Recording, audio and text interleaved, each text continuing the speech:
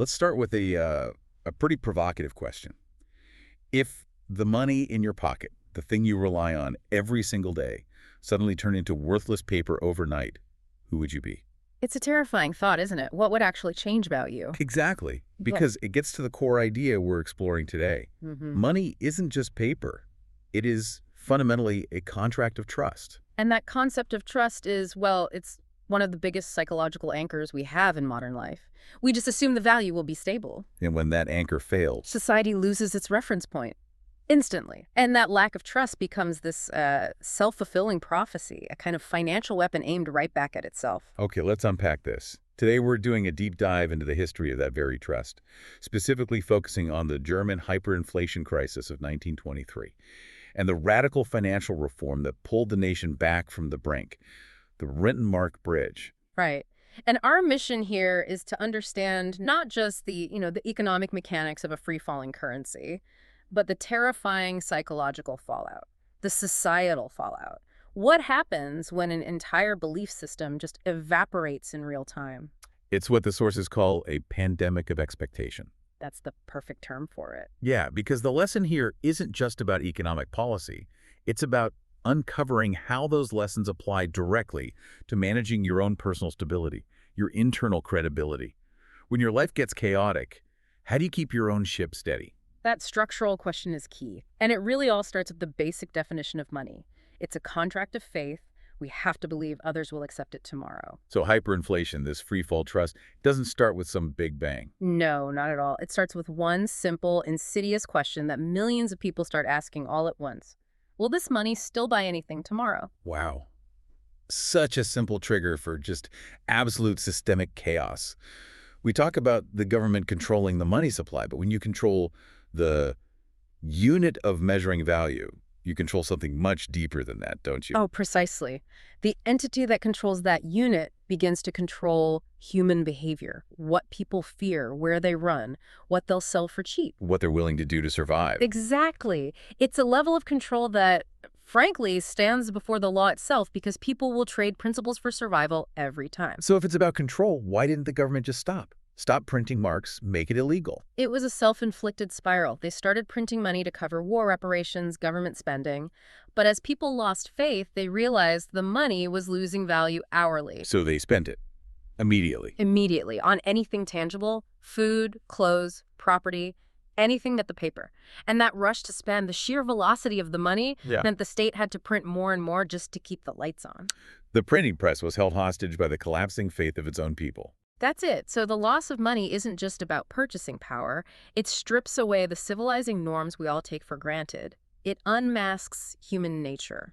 And the sources show just how quickly a supposedly civilized society can revert to panic. And desperation. Let's make this visceral, because we talk about Germany in 1923 in these abstract economic terms, but the daily reality was, it was horrifying. It was an instant disintegration, not a slow decline. You had to physically move money with speed. Yeah, the sources mention this one detail that's just so striking. The price of a single loaf of bread. Right. In just a few days, it jumped from 20 billion marks to 140 billion marks. So your wages on a Monday were worth, what, 7 times less by Friday? Less. You couldn't save. You could only spend, race to spend. And people literally couldn't carry their pay. Yeah. The sources talk about workers needing wheelbarrows, laundry baskets, just to hold their daily wages. And by the time you got to the market, you were in a race against the clock. Your pay was deflating before you could even buy milk with it.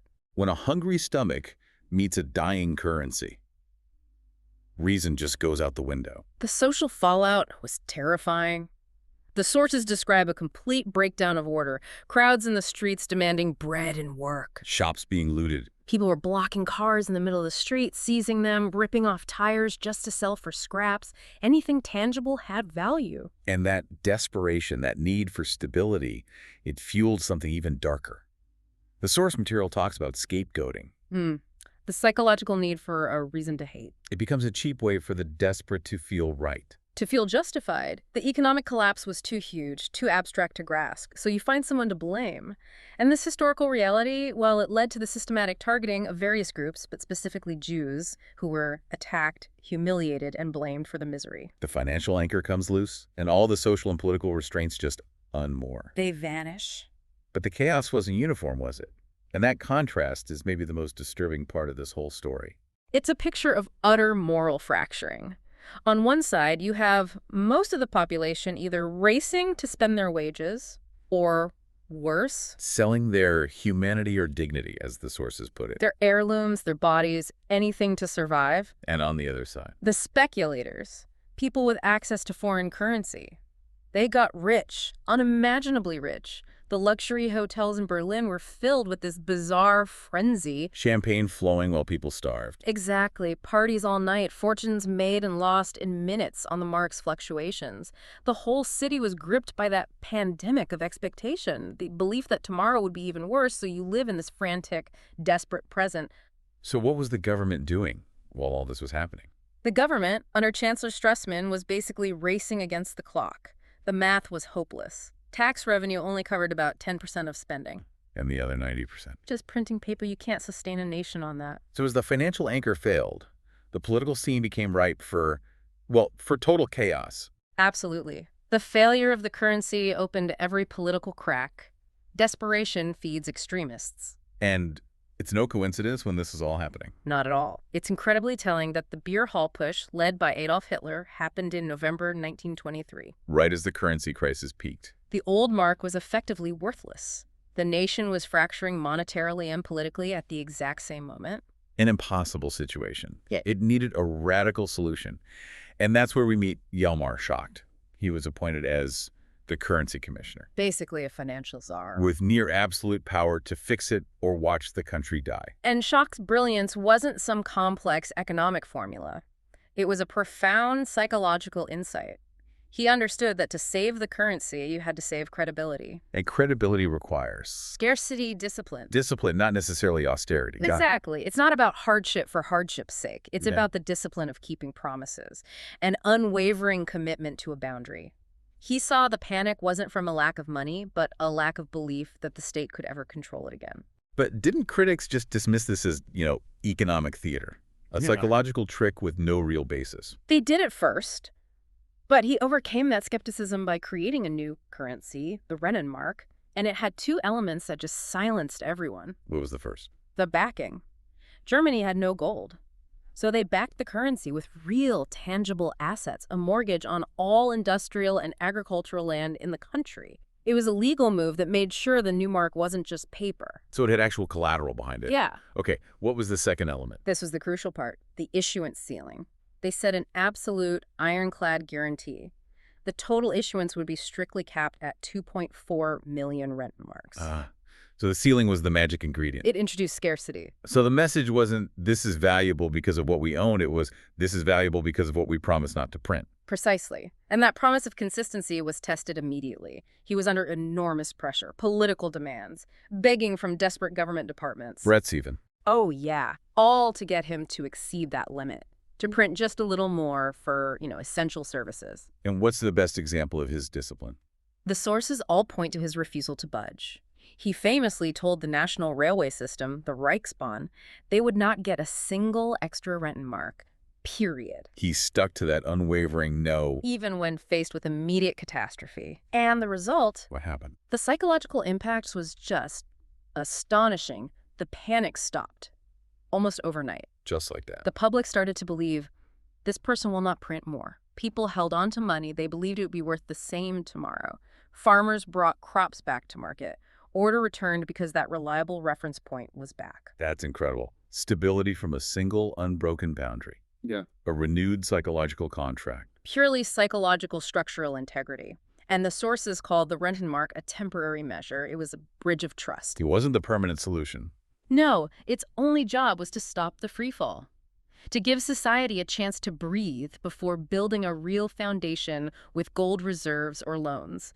It was just a bridge to get through the night. Okay, so let's take that profound historical lesson and apply it directly to our own lives.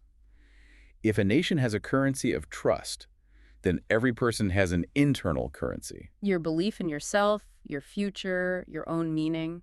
And this is where the lesson really hits home.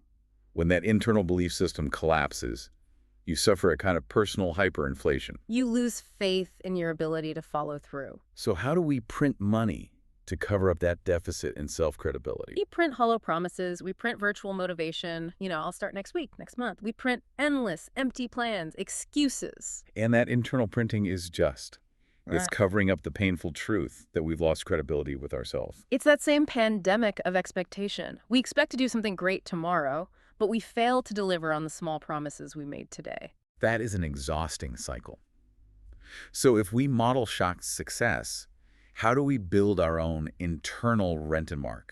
What are the pillars of that self-discipline? The source material gives us 4 actionable concepts, modeled right on the stabilization of the mark. All right, hit us with the first one, the anchor. Pillar 1, an anchor, the unchanging value. Amid all the volatility in life, you need something constant, a core value, a small, non-negotiable discipline. Something you hold on to no matter what. Yes, it stops your sense of self from drifting with every new crisis. Maybe it's a commitment to writing just 3 sentences every morning. That becomes your bedrock. And pillar 2, the big Schacht lesson, controlling the printing press, the ceiling. Pillar 2, the issuance ceiling, the discipline of action. Stop printing hollow hope. The discipline is simple. Say less, do exactly what you said you would. Keep the small promises. Especially the small ones. That's where self-credibility is built. Your word has to have scarcity. If you only commit to sending 1 email today, send that email. Don't promise 5 things you won't do. Right. And just as the government needed an honest budget, we need one too. Pillar 3. Pillar 3, the real budget. Honest appraisal. Look directly at your actual resources, not your imagined ones. We budget money, but we rarely budget our time, our health, our energy. Our relationships. All of it. Stop spending what you don't have. If you only have 4 hours of real productive energy after work, your real budget says you can commit to 1 project, not 3. Overcommitting is the ultimate personal hyperinflation. You devalue all your promises at once. Exactly. And finally, how do you confirm that internal belief? Pillar 4, evidenced trust, repeated behavior. Internal credibility isn't granted. It's built by small, correct actions done over and over again. Repetition is key. That consistency is what raises your trust exchange rate with yourself. It's the difference between believing you might be capable and having hard evidence that you are. I love that idea, that your personal Rentenmark doesn't have to be some grand gesture. In chaos, you don't need to solve your whole life. You just need a bridge. A bridge to get through the night. 1 small, non-negotiable action that proves you are a person who keeps their word. It could be 30 minutes of reading every morning, non-negotiable. Or 20 minutes of exercise, non-negotiable. That small, uncompromised habit, that personal issuance ceiling, is the consistency that pulls you out of the panic spiral. It proves you are trustworthy to yourself. So we've seen nations rise and fall on a contract of trust. We've seen how a commitment to scarcity, an unwavering no, can restore belief almost instantly. The central lesson is clear. When everything external loses its value, your saving grace isn't what you possess. It's the credibility you manage to maintain. For a country, that's monetary discipline. And for a person, it is self-discipline. The internal bridge is built with small, unbroken promises. So what's the final provocative thought we should leave the listener with? Consider this. When you encounter someone who is in a state of internal chaos, someone who is panicking and printing hollow hope, don't rush to lecture them. As tempting as that might be. Right. Instead, follow the lesson of Schacht and the anchor. Be present. Be firm, clear, and steady in your own behavior. So you become the anchor for them. If you maintain your own discipline and consistency, you become that unwavering point of stability that allows them to stop panicking and start rebuilding their own internal currency. The quiet firmness of your own self-discipline can be their bridge,